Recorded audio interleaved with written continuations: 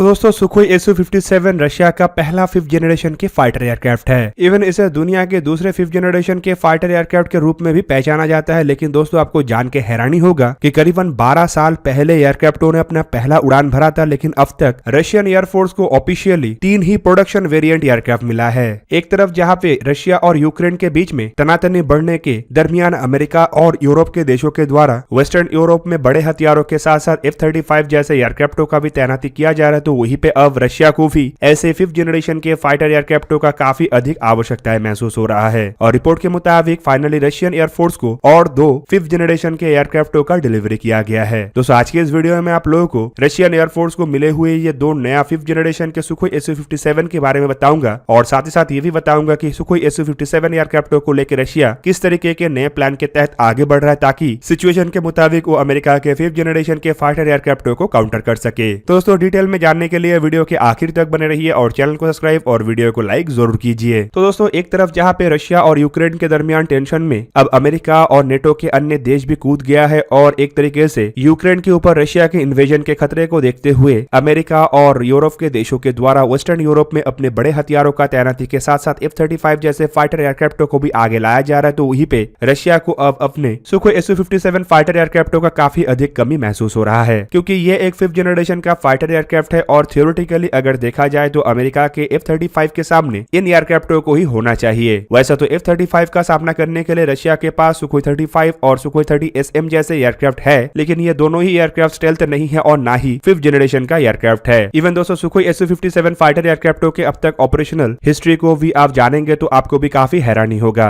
12 साल पहले first flight भरने के बावजूद अब तक रशियन एयरफोर्स में ऐसे 3 ही ऑपरेशनल प्रोडक्शन वेरिएंट है, जबकि इसके बाद फर्स्ट फ्लाइट करने वाले चाइना का भी दावा है कि चाइना के पास 50 J-20 एयरक्राफ्ट है। जबकि अमेरिका के मामले को देखें तो अमेरिका के पास 180 से भी अधिक F-22 फाइटर एयरक्राफ्ट और 750 से भी अधिक F-35 फाइटर एयरक्राफ्ट है। पर हाल फिलहाल में ही रशिया के एक मिलिट्री ब्लॉग में एक ऐसे बात का जानकारी दिया गया है जो बहुत बड़ा खबर तो नहीं है, लेकिन एक तरीके से रशियन एयरफोर्स के लिए सुकून का खबर है। और साथ ही साथ रशियन एविएशन जो कि अमेरिका और चाइना के एविएशन इंडस्ट्री से बिछड़ता जा रहा है, उसका एक बहुत छोटा लेकिन एक सक्सेस है। रशियन मिलिट्री ब्लॉग में 3 फरवरी के दिन नोवासिविस्क में स्थित तोल्माचेवो हवाई अड्डे का एक अनयूजुअल फोटो को जारी किया गया। असल में ये फोटोग्राफी में जो अनयूजुअलिटी है वो है 2 नए Sukhoi Su-57 fighter aircraft. Report में बताया जा रहा है कि ये जो 2 नए सुखोई Su-57 को तोल्माचेवो एयरपोर्ट में देखा गया है, ये असल में हाल ही में ही सुखोई कॉर्पोरेशन के यूरी गगारिन एविएशन फैक्ट्री से रोल आउट होके इस एयरपोर्ट में पहुंचा है। और दोस्तों ये जो यूरी गगारिन एविएशन फैक्ट्री है ये रशिया के काम्समोस्का अमूर मतलब फार ईस्ट में है, जहां से इन एयरक्राफ्टों को नोवासिविस्क लाया गया है। दोस्तों इस फोटोग्राफी से ये भी पता चल रहा है कि ये जो 2 एयरक्राफ्ट है इसके ऊपर लाल अक्षर से एक में 52 और एक में 02 नंबर को लिखा गया है। इवन इसके बगल में एक नंबर 929 भी लिखा हुआ था, जो कि अस्कोविन नेशनल फ्लाइट टेस्ट सेंटर का लोगो है, और ये एक तरीके का टैक्टिकल नंबर भी है। जबकि जिस एयरक्राफ्ट में 52 नंबर लिखा हुआ है उस एयरक्राफ्ट में ऐसे कोई भी लोगो या नंबर नहीं है जो दर्शाता है कि ये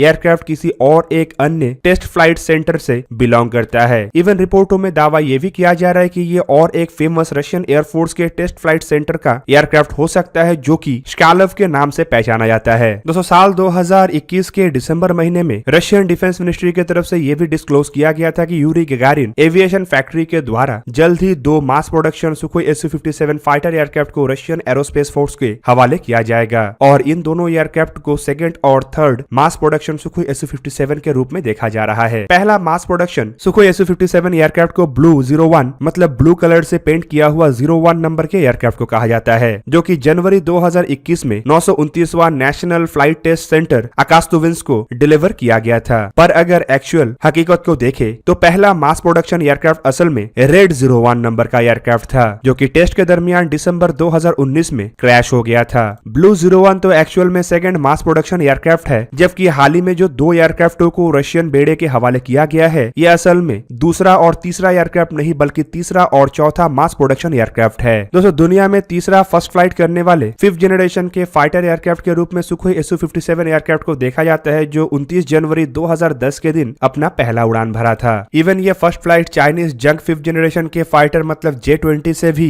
1 साल पहले था। दोस्तों 12 साल पहले उड़ान भरने के बावजूद अब तक चाइना के द्वारा टोटल 14 एयरक्राफ्टों को ही निर्माण करना करना संभव हो पाया है, जिनमें 10 प्रोटोटाइप है जबकि 4 मास प्रोडक्शन एयरक्राफ्ट है और इनमें से भी 3 एयरक्राफ्ट रशियन एयरफोर्स के बेड़े को मिला है जबकि एक एयरक्राफ्ट क्रैश हो गया है। और दोस्तों ये स्लो प्रोडक्शन रेट एक तरीके से रशिया के बाहर अन्य देशों में एयरक्राफ्टों के स्टेल्थ कैपेबिलिटी और अन्य कैपेबिलिटीज को लेके भी सवाल उठा रहा है। दोस्तों स्लो प्रोडक्शन रेट जहां पे रशिया के आर्म फोर्सेस को मॉडर्नाइज करने में मुश्किल बन सकता है, तो वहीं पे एयरक्राफ्टों के एक्सपेक्टेड एक्सपोर्ट के ऊपर भी सवाल निशान पैदा कर सकता है। इवन कई सारे अन्य देश भी जो इन एयरक्राफ्टों को खरीदने को लेकर इंटरेस्ट हो सकता है, वो भी रशिया के इस रवैये के कारण एयरक्राफ्टों से अपने दूरी बना सकता है। इवन अगर रशियन फोर्सेस के ऑर्डर को भी देखा जाए तो रशिया के द्वारा अब तक खाली 76 ऐसे एयरक्राफ्टों को ही खरीदने का ऑर्डर प्लेस किया गया है। पर दूसरी तरफ रशिया का कहना यह है कि एयरक्राफ्टों के ऊपर अभी भी तेज रफ्तार से काम किया जा रहा है और सुखोई Su-57 एयरक्राफ्टों को मास अपग्रेडेशन किया जा रहा है और इसके बाद ही रशिया के द्वारा बड़े मात्रा में एयरक्राफ्टों को प्रोड्यूस किया जाएगा। इवन एक बार अपग्रेडेशन होने के बाद जब रशिया इन एयरक्राफ्टों के प्रोडक्शन शुरू करेगा तो ये प्रोडक्शन रेट इतना अधिक होगा कि अब तक के डिले को ये आसानी से कवर कर लेगा। पर दोस्तों डिले के कारण एयरक्राफ्टों के रेपुटेशन के ऊपर जो असर पड़ रहा है, शायद वो हाई स्पीड प्रोडक्शन रेट उस रेपुटेशन के नुकसान का भरपाई ना कर सके। पर दोस्तों प्रेजेंट का कंडीशन रशिया के लिए काफी चिंताजनक हो सकता है, क्योंकि एक तरफ जहां पे रशिया अभी भी सुखोई Su-57 एयरक्राफ्टों के अपग्रेडेशन और प्रोडक्शन को लेकर स्ट्रगल कर रहा है, तो वहीं पे रशिया के सामने एक के बाद एक 5th जनरेशन के फाइटर एयरक्राफ्टों का तैनाती बढ़ रहा है। रशियन आर्मी को अगर देखा जाए तो यूरोप में रशियन आर्मी इतना अधिक ताकतवर है कि किसी भी देश को रौंद सकता है। इवन रशिया के अंडर वाटर कैपेबिलिटी भी काफी मजबूत है।